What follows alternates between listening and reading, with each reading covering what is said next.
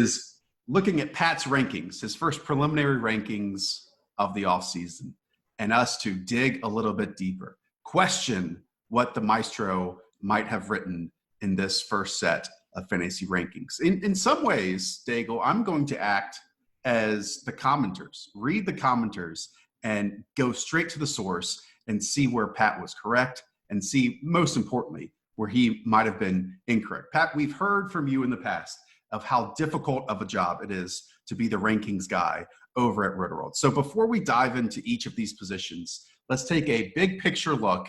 And where were the speed bumps, the hurdles that you had to overcome in order to post and publish these first set of rankings?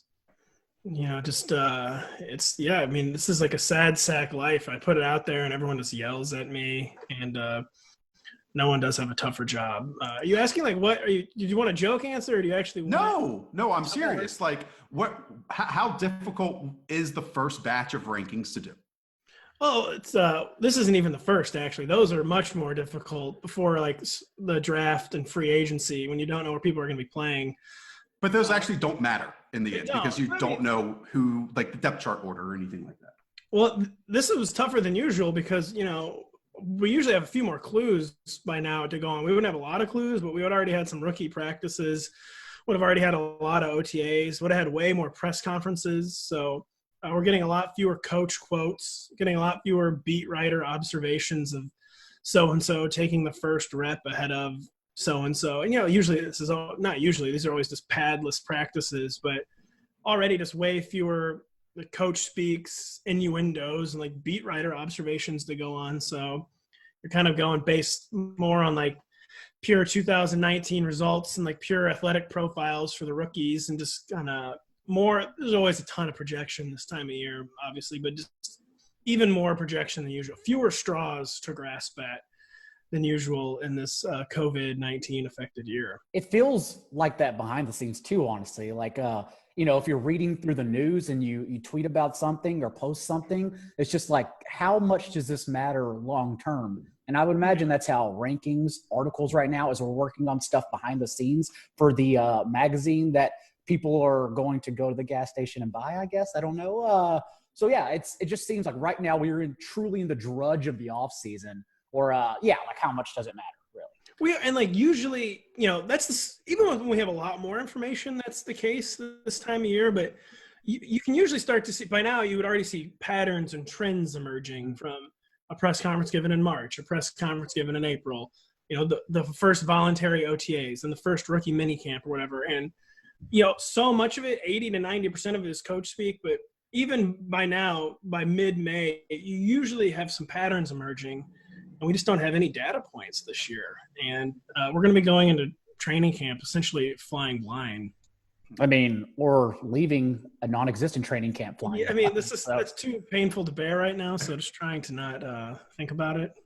Well, let's dive in more into that unknown. We're going to go position by position here. First, starting with quarterback. Maybe I'll outline the top five and then go from there, and most likely beyond that to ask the questions, because top fives that should not be controversial at all. Pat, I got a lot of bones to pick, so I can always jump in. Okay. Pat, at quarterbacks, you ranked 28 of them. Number 1, Lamar Jackson. 2, Patrick Mahomes.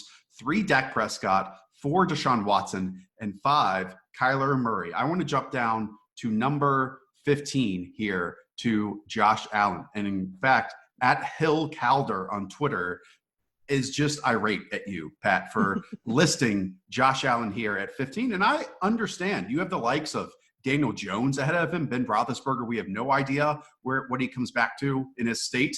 And Josh Allen, at the very least, offers you that rushing floor and potentially goal line running upside. And we know that that is a very stable floor that a quarterback can have. And, there are a handful in the NFL that have it now more than we're used to. I mean, we heard this last year, though, with Josh Allen, and he avoided the turnovers last year. But Josh Allen, according to some services, I've always used Fantasy Football Today as one I've loved. He was only the QB 15 by average points last year.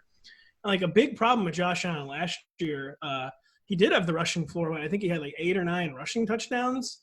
But he was supposed to be a spiked week player. The thing with Josh Allen last year was we were supposed to get all these spiked weeks. We'd have these horrible duds mixed in, but you would know when to play him and he'd have some spiked weeks. He actually had very few spiked weeks last year. Only had 20 passing touchdown. Just extremely – the passing floor was much lower, I think, than anyone was expecting. And you can't just count on a rushing floor alone with a quarterback. I mean, Cam Newton's passing floor was never that low. Lamar Jackson's passing floor is nowhere near that low.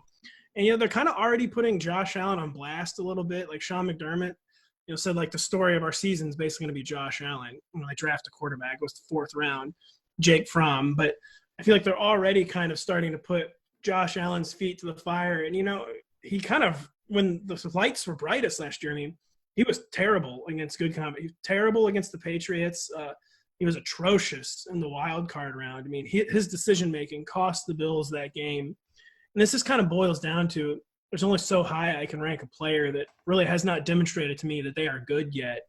And, last year, just not getting the spiked weeks from Josh Allen, I'm just not going to assume they're just going to magically appear this year just because we have Stefon Diggs in the mix. The ceiling is still very appetizing, but to me, I think people are kind of in denial about how low Josh Allen's floor truly is. As you cited, QB 15 and average points per game, but last year still finished as the overall QB 7, despite passing for only 3,089 yards because of that rushing floor you mentioned. And the offense, we can safely assume, only got better in adding Stefon Diggs. So for me, he's much higher than 15. He's just the barrier that you put after your Russes and Deshaun Watson, like as the QB7, as we look and struggle for someone to put there. And it's really just buying into the rushing floor over the tried and true Drew Brees and Matt Ryans, who we know are consistent. We know they're going to have 20 touchdowns, 4,000 yards. Happens every year. But just give me the legs over those guys. And that makes sense. I mean, Josh Allen's can be still probably a really great mix and match quarterback. And like you said, the ceiling is higher than some of those old Warhorse veterans in front of him. But to me, I feel like the floor is too low. Like if I'm drafting actually a quarterback in mind that I'm going to play them every week, I'd rather bank some points with Drew Brees and I don't want to be losing weeks because Josh Allen doesn't have a spike. To me, I don't like losing weeks counting on bad players. Like we know bad players have big weeks all the time in fantasy football, but if I can avoid that, I avoid that when I can. And this is kind of where I'm at with Josh Allen right now. Daigle, any other quarterback names that stood out to you? More of a big picture thought, because what I'm struggling with quarterbacks this year is we don't have the Patrick Mahomes going as the QB 10 in 2018 as an obvious QB 1. We don't have Lamar Jackson going in the 5th or 6th round in 2019 as an obvious QB1. So I'm just curious to get your thoughts on, and maybe it is Josh Allen, who is the middle tier quarterback that we can safely draft and assume a top 6 season, because I'm struggling to find that guy this year. Yeah, there's no obvious life hack, like you said, Mahomes. And then like last year, not just Lamar Jackson, you also had Kyler Murray kind of in that tier of people that just – we were pretty confident would overperform their ADP. I mean, this year, Daniel Jones, to me, as I say in the write-up, was he the real Josh Allen? Because he had the spiked weeks last year. He had 4 30-point games and then 0 others above 20. So, like, talk about volatility. And talk about another player with a pretty intriguing supporting cast. I just feel like I like Daniel Jones's, like, baseline mechanics better to be kind of like the real Josh Allen that we're looking for. Beyond that, though, then, I mean, what, do you want to bet on Ryan Tannehill taking a step forward in this offense that's designed around him, an offense where he's got a pretty decent amount of weapons, where they're using him correctly? Do you want to count on a Baker Mayfield bounce? I mean, to me, maybe looking for someone to really be a gate crasher, you could look at one of the rookies. And Joe Burrow just had the greatest season in NCAA history, and it's a surprisingly stocked supporting cast. And Tua Tagovailoa, we don't quite know about his health yet, but another guy who could be kind of huge spiked week potential right out of the gate. But it's a really interesting observation, John. You were 100% correct that there's just kind of no one in that QB 10 to 16 range that seems like an obvious leap this year. It's a good point, Pat. And really what I think about and what I admire when I look at rankings this early on is just people going out on a limb and going out on a ledge, right? Because the bold stances that you take kind of define your success in some areas once the season rolls around, because, there's so much groupthink in our bubble here. And I think you've made them. The Daniel Jones one, and that comment is fascinating to me, and you have him at 14. I would caution that a little bit by saying with how injured Saquon Barkley was last year, they probably relied on him a little bit more than they would want to. I think in a perfect world scenario, they would have the offense revolve around Saquon Barkley. And we'll close with this name at quarterback. Baker Mayfield at 20. Baker Mayfield at 20 is so different than where he was being ranked last year when he was being drafted last year, around that quarterback 6 mark. And we've talked a lot about Baker, but that could be the value, even if he splits the difference between those two and ends up as the quarterback 12 or quarterback 13. These might be the polar ends of those last 2 off seasons. And I don't think it's out of the realm of possibility at all that Baker ends up as a top 10 quarterback, despite the hesitations and reservations of what I think he showed last year. Very quickly on Daniel Jones, I will say I was bearish all throughout the offseason thus far. And on every Friday night, 7 p.m. Eastern, shameless plug, on Twitch with Ian and I, we do best ball drafts, and I'm always fighting for Daniel Jones with Ian. However, I would say the past 72 hours that the comments on this being Jason Garrett's offense, who was removed from play calling duties in 2013, hasn't touched the playbook since because he was so poor at that job, is very, very concerning, not to mention one of the toughest schedules to open the year for the first month of the season. So I'm actually starting to become more bearish on Daniel Jones than I thought I would ever be. And Drew Lock as quarterback 25, Pat. Yeah. I mean, you talk about potentially high variance with plenty of pass catchers around him as your second, if you wait at quarterback, or your third quarterback in best ball drafts. Drew Lock is very intriguing to me. Yeah, he could be a great mix and matcher for a team that is openly saying they want to get into more shootouts this year. John, where is Tom Brady usually going? Is Tom Brady a second-tier quarterback that could bust into the first tier, or is he already kind of back safely in the first tier? That's kind of the one, unfortunately, we may settle on as a middle guy, because he's going as a QB 13 to 16 right now. And it's because he doesn't offer the legs that Josh Allen and those other guys do. So it's really tough to trust him. However, it is shaking up to be that's the guy you draft, and he busts into the top 8 as a position potentially. Yeah, he has such a deep supporting cast, and we have seen what he can do with those. So. All right, let's shift over to running back. Pat, you ranked 36 of them. We will not go through all 36. I actually want to list the top 10 here because it's a group that, it's becoming more rare that there's one lead or one foundation back in the NFL, and almost all of these teams that have great individual talents are still trying to balance them out with another very good talent on their team. That's not the case here with Christian McCaffrey, number 1, Saquon Barkley, number 2, Dalvin Cook, 3, Ezekiel Elliott, 4, Derrick Henry, 5. Those are the backs that kind of have the backfield to themselves. But after that, Alvin Kamara at 6, Aaron Jones at 7, Joe Mixon at 8, Josh Jacobs at 9, and actually Kenyon Drake at 10, just ahead of Nick Chubb and Miles Sanders. That must have been a difficult tier to rank, Pat, that first 5 after those 5 real foundation backs. It was extremely difficult, and I was moving guys around basically to the last minute. I almost had Aaron Jones out of the top 10 at a certain point, but he's just such a special player. He keeps rendering committees obsolete, but the Packers keep signaling that the committee's not going anywhere. And now A.J. Dillon's the highest drafted running back on the roster. So it's just kind of what do you do with that? And Joe Mixon, the second half of the season last year was the focal point of the offense. Really finally kind of arrived where we've been trying to will him to be for 2 years. But, now they're completely remaking the offense. New quarterback, completely new skill core. Not quite sure what to expect with the Bengals' focus on offense. And it really hurt to leave Nick Chubb out of the top 10. Yeah. One of the best pure runners in the NFL and can catch passes. He has a 3-down skill set, but it's just we don't know what to do now that there's going to be a full season of Kareem Hunt. Kareem Hunt worked into the offense from the beginning, and we have a new coach in Kevin Stefanski. A coach who was very run-heavy with the Vikings.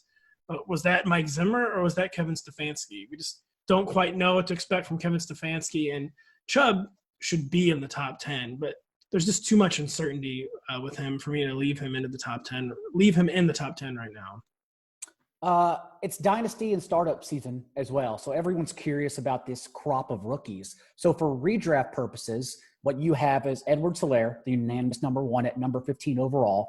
Jonathan Taylor, 21, Keyshawn Vaughn, 27, DeAndre Swift, 31, Cam Akers, 33, and no J.K. Dobbins inside that top 38. So basically, how did you filter through 3 through 5? Because we can all agree it's Edwards-Helaire, then Taylor. But shifting through Vaughn, then Swift, then Akers, that seems to be a struggle right now. And it differs depending on what analyst you look at. It does. And usually you have a little more consensus with rookie running backs than you do. Like you said, there's a consensus like top 3, but I feel like there's not much consensus on where to rank any of them. Like we know who like probably the top 3 are going to be.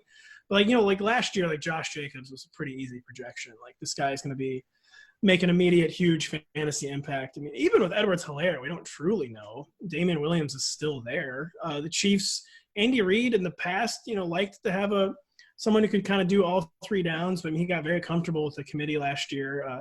Jonathan Taylor, it's like, you know, he's not that different than Marlon Mack. He's like the higher upside version of Marlon Mack, but I mean, there's no guarantee he starts off just commanding huge workload over Marlon Mack. And then beyond that, it was very tough. Like, there's still lots of people projecting Ronald Jones ahead of Keyshawn Vaughn. My feel on that was, you know, they're not going to take Keyshawn Vaughn. Ronald Jones showed just enough last year to get another chance, but, you know, Ronald Jones, a holdover from the old regime. They took, sure, Keyshawn Vaughn with Tom Brady in mind. I think Keyshawn Vaughn will be the Bucs lead back to begin the year, but, I mean, obviously I'm just totally guessing. And then DeAndre Swift was probably my favorite running back in the draft. You know, Kerryon Johnson's a very good player, so it's very difficult. It's more difficult for me to know what to do with the top running backs this year than it is. Same thing with Cam Akers. I mean, this is a 3-man backfield right now. We just truly don't know, and it's difficult. Pat, every year when I head into drafts, there's always, you know, a back in, I don't know, round 5 or round 6 or round 7, maybe even a little earlier than that, maybe a little bit later, where I love their talent. And I think that their touch projection is being undervalued or underappreciated. And scrolling through your list right now, that number 26 back stands out to me in Matt Breida, who, yes, he has been hurt. Let's say hurt during his time with the 49ers, but somehow he always ends up playing. And when he does play, when he does get volume and touches, he's been fantastic. And other than Jordan Howard, he really has no competition with the Miami Dolphins. And while we always talk about offensive line talent and how that's pivotal to creating yards for their backs, I am signaling out Matt Breida at 26 as one of my favorites on this list and maybe a value as we head into drafts. When you were about 5 or 6 words into your spiel, I knew that you had to be bringing up Matt Breida because he just makes so much sense in the way you laid him out. And I completely agree. He's one of the most underappreciated running backs in football. I mean, so very efficient on both a per run and per catch basis. Can make big plays both as a runner and as a receiver. You know, Jordan Howard now is making a habit of like losing touch competitions. Not a big obstacle. And I'm not. It is a little concerning. Like, it's surprising to me that Kyle Shanahan would have soured on Matt Breida to the degree that he did. So I guess that's a data point you have to consider. Why did Kyle Shanahan, who made Breida a thing, give up on him for so little? But yeah, I think it's a great spot. Do you know why I think? And I don't know if he soured on him, Pat. One, I think he just understands he had a wealth at running back, and they just had no mid-round selections in that draft, right? And so just to get, what was it, a 5th rounder or whatever it was for Matt Breida, when I think he was entering the final year of his contract, I think he just saw it as a value play and just an area where he could add another dart without really losing necessarily talent to deplete the depth chart. Does that make sense? That does make a lot. Then that might be the most likely outcome. But yeah. Still, I mean, if it was just a pure numbers game in the backfield, I just would have cut Jerick McKinnon and kept Matt Breida. But if maybe they wanted that mid-round pick. All right, let's move on to wide receivers, John Daigle. I'll let you ask the first question here after I go through the top 10, because again, there are a few names in that back half of that bottom 5 that are interesting. 1, Michael Thomas, after setting the NFL record of receptions. 2, DeAndre Hopkins in his new home in Arizona. 3, Tyreek Hill. 4, Devontae Adams. 5, Julio Jones. 6, Kenny Galladay. 7, 7, Chris Godwin. 8, Mike Evans. 9, Adam Thielen. And 10, Juju Smith-Schuster. John Daigle, the floor is yours. I was not prepared to have a debate or discussion over the number 1 overall wide receiver because it's going to go into the summer months as either Michael Thomas or Devontae Adams. But then I look at Pat's rankings, and Devontae Adams is not even number 2. He's at number 4. So, Pat, explain yourself. It's just kind of fading the Packers' passing game as they retreat further into their shell. But to me, the top 4, it's almost interchangeable. I mean, Michael Thomas should be the consensus number 1. But I mean, to me, DeAndre could easily finish number 1. Tyreek Hill isn't really usually included in that conversation, but he could easily finish as the number 1 overall receiver. And I still give Devontae Adams good odds of finishing as the number 1 overall receiver. It's just, Michael Thomas, you don't even have to debate that. DeAndre Hopkins, so consistent, headed hopefully to a more explosive offense. And then it's just, to me, it's this, I like their path to upside, their ultimate upside more than Devontae Adams, whereas Devontae Adams' floor is extraordinarily safe. But it's just more, I just maybe like the overall path to upside for the top 3, and there's more pass-focused offenses now for the top 3 guys. But, I mean, if someone wanted to rank Devontae Adams at number 2 or maybe even number 1, it's not like you'd get a huge objection from me. For me, it's more of like the big 5. It's Thomas, Adams, Tyreek Hill, Julio Jones, and DeAndre Hopkins. But then after that, that's where it gets questionable. Like Ian's also putting up rankings, and he has Adam Thielen as wide receiver 6. I personally have Chris Godwin as my wide receiver 6, but the more I think about it, the more I might fade that idea. And then you, of course, have Golladay as your wide receiver 6. So really, like, that part seems like it's more up for debate to finish as a lower half wide receiver 1 this year. Pat, is that 6 through 10 mark? I'm not going to say like the weakest it's ever been, but like the most questionable it's ever been, because again, the top 5 group just seems locked in, and maybe that's different, come August and September, but that 6 through 10 to 12 to 14, I don't know. It just doesn't seem like I can firmly grasp how to decipher that group right now. No, you can't, but it gets even tougher beyond that. So to me, I feel comfortable kind of including Kenny Golladay, Godwin, and Evans as like part of a consensus top 8. But I agree they are less consensus than usual. And to me, it really goes off the rails at 9. I mean, I've seen some people ranking Adam Thielen as like a mid-range, low-end wide receiver 2. Has not been very impressive over his past 18 games. To me, this kind of helps with me being not a huge Justin Jefferson fan. So I'm kind of easier back on the Adam Thielen bounce back train, but I don't know what to think about Juju Smith-Schuster. I don't know what to think of DJ Moore, and now what is a really deep 3 receiver set with a new quarterback. I don't know what to think of Odell Beckham after yet another injury. He didn't miss any games, but was hurt all year. Allen Robinson and still in a bad offense with a new bad quarterback. Cortland Sutton, even in a more crowded offense. To me, that is the low-end wide receiver 1, high-end wide receiver 2 is way more jumbled, I feel like, than I'm used to seeing. And speaking of that range, for whatever it's worth, by the time you're listening to this, I have a article up on Rotoworld that I took a Bob McGinn approach and polled 12 of the most successful high-stakes fantasy players in the industry on their top 10 consensus overrated rankings. Wow, and I didn't get a call, Daigle. And yeah, what the heck? I'm in a $10,000 draft tonight. It was high stakes fantasy, not draft analysts and 6'4" 40 times. Chump change. And I will say that Mike Evans and Chris Godwin were among those nominated, because it just seems like everyone's fading the Bucs offense altogether, and that's likely for ADP. But the fact is, both Godwin and Evans are being drafted inside the top 12 at their position, as if Jameis Winston is still in this offense, and that's clearly not the case. It's clearly not, but it's the Bucs are not about to become run heavy either, and there's going to be more target competition. Tom Brady is obviously not going to be throwing down the field like Jameis Winston, but Tom Brady is going to be throwing an awful lot. And I agree, it's very tough to know how things are going to play out the Bucs, but it's not like they're going to come out and establish the run. It's kind of the way I'm viewing it. I actually wrote a few blurbs yesterday, and one of them was from Bucs quarterbacks coach Clyde Christensen, who, in his past has coached Peyton Manning and has coached Andrew Luck. And, he compared Tom Brady's late career transition very differently to Peyton Manning's, who basically on his tour said, okay, this is the playbook we're going to run, and I'm going to stick by this. Apparently, Tom's been very different. This is going to be a Bruce Arians offense with, some wrinkles that Tom Brady is going to inject in. And so that perks my ears up with Chris Godwin and Mike Evans and whoever else. But obviously there are a lot of mouths to feed and, not necessarily a volume passer, but that's much better to me than just saying, oh yeah, we're going to do exactly what Tom wants to do. Who knows? It could just be Tom coach is a volume passer. It's the short passes. Yeah, that's true. It's not 40 bullets down the field every game, 3 of which get intercepted. I want to bring up one name because he was on the move, and I think he's a much more talented player than a lot of names higher than him on the list. Like, I think he's more talented than Devontae Parker. I think he's more talented than T.Y. Hilton right now. I could keep going down the list, but that's Stefon Diggs at 22, Pat.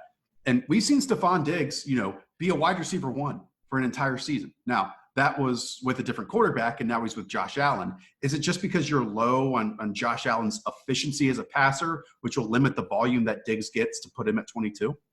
I am. We've seen Stefon Diggs do such special things in my Madden dynasty. So this just really hurt me. Again, 2,500. I apologize for being such a bad host for not going over the Madden dynasty early in the podcast. Season 2 started last night, and we beat Matt Patricia 42-14. He was trailing 35-14 and attempted a field goal with 3 minutes left in the game, and he missed. Checks out. Blame yourself, Josh.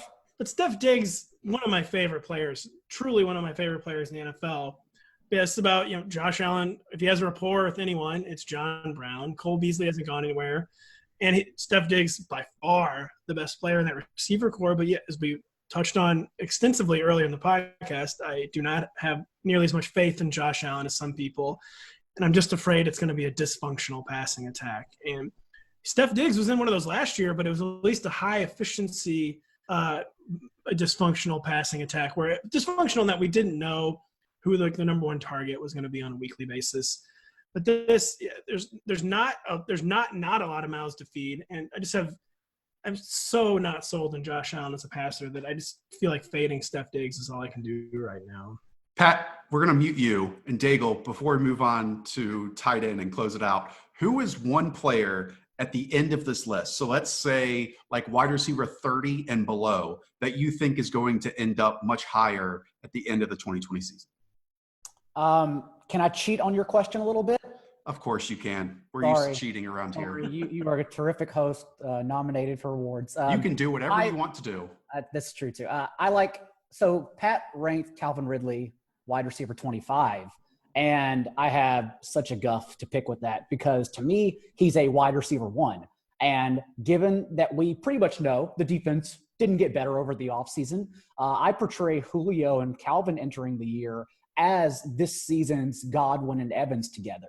And remember, without Austin Hooper last year, Calvin Ridley, it's only 3 games, right? But still, 8 catches for 143 yards and a score, 6 catches for 85 yards and a score, and 8 catches for 90 yards. And this team has the most available targets, the only team that is missing 200-plus targets from last season's production. And that number is 258, a league high.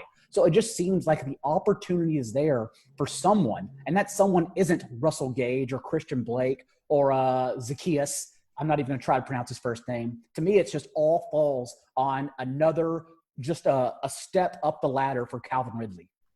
It's going to be Hayden Hurst, right? Hayden Hurst is a good one, too. I mean, that's a lot isn't Rich Rebar all in on Hayden Hurst? The only thing I can say with Calvin Ridley is, like, if we talk about more uncertainty in, like, the upper end wide receiver 2 ranks, but the wide receiver 2 ranks are there's so much depth that it's like you're picking hair. You're picking at, like, very little things. There's so little separation between, like, basically wide receiver 14 and wide receiver 30. I mean, Tyler Lockett is ranked in the teens a lot of places. I have him as wide receiver 30.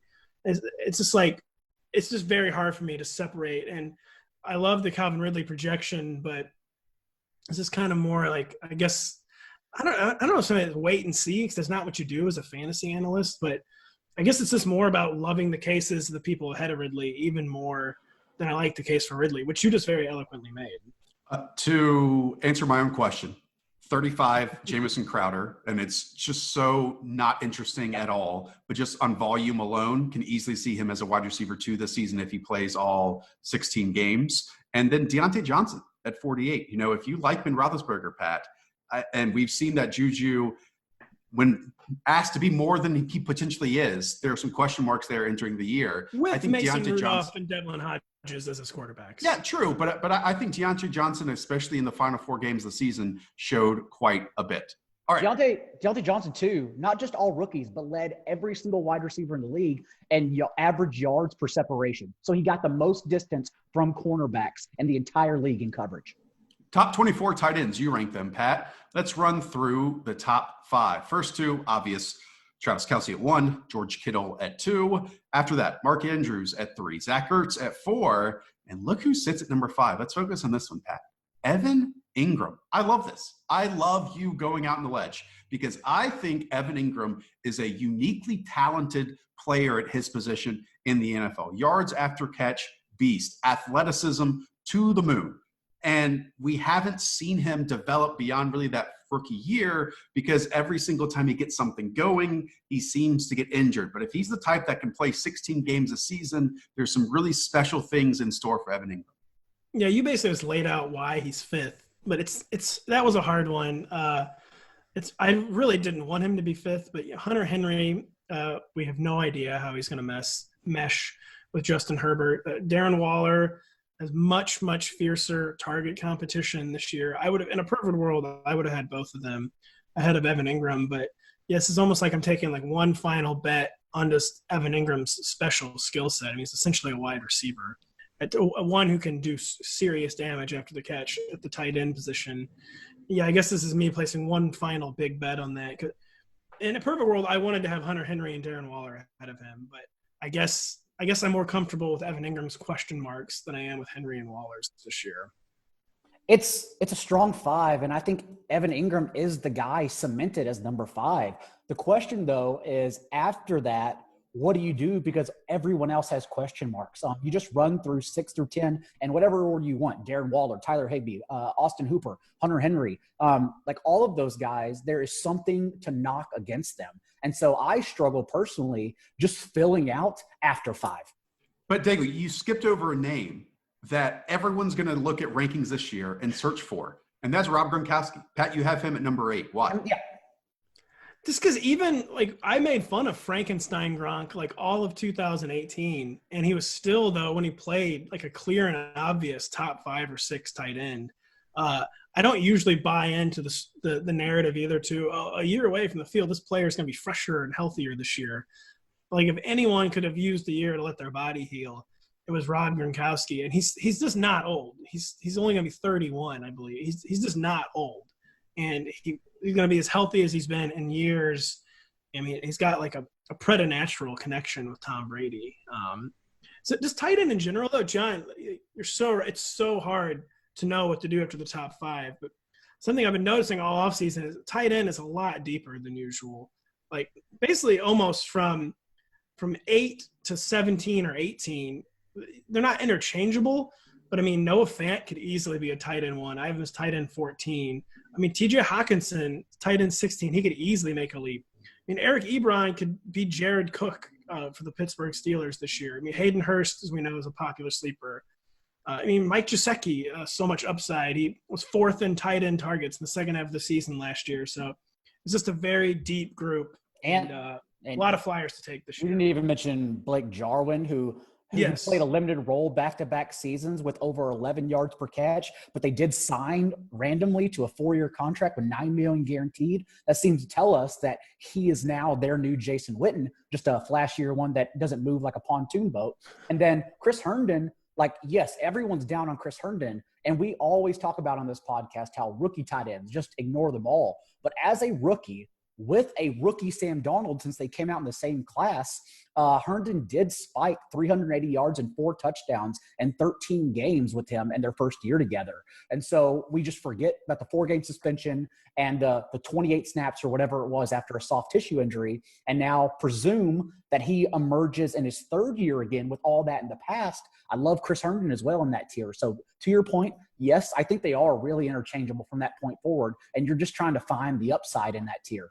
Yeah, if I can just, dig in the bargain bin just a little bit of Pat's rankings. You threw out a couple names and I absolutely love. Noah Fant at 14 is one. Chris Herndon at 23 is one. But number 22, Pat, number 22 is the one I want to focus on because that's the one I'm going to take home at a reduced price. That is Jonnu Smith, a player who Bill Belichick calls maybe the best yards after catch threat at tight end one of the best he's ever seen, and now basically has that position to himself in an offense that values that type of player. Jonnu Smith at 22, I think it just highlights what you're saying, Pat, of the value, and the deeper you go in this group, maybe more than we've seen in the past. Yeah, I love Jonnu Smith too, and he's looked ready both times he's gotten a chance, and it's just extremely. I own Jonnu Smith in Dynasty, by the way, so let's get it going.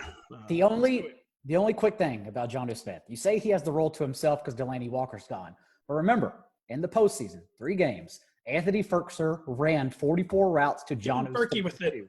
This matters, and they've re-signed Anthony Firkser. So just be careful. The Harvard grad is looming out there.